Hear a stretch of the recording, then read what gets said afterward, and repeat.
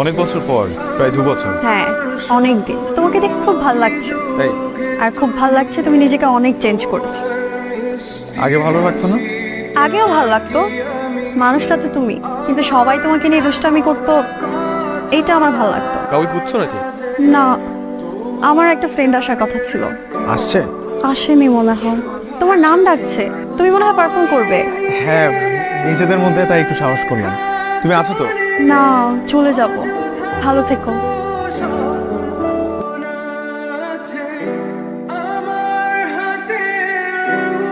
তোর ব্যাগটা তো আমার কাছে, অ্যাটলিস্ট ব্যাগটা নিয়ে যাইতিস।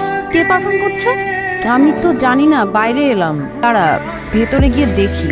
শোন না, শুভ পারফর্ম করছে।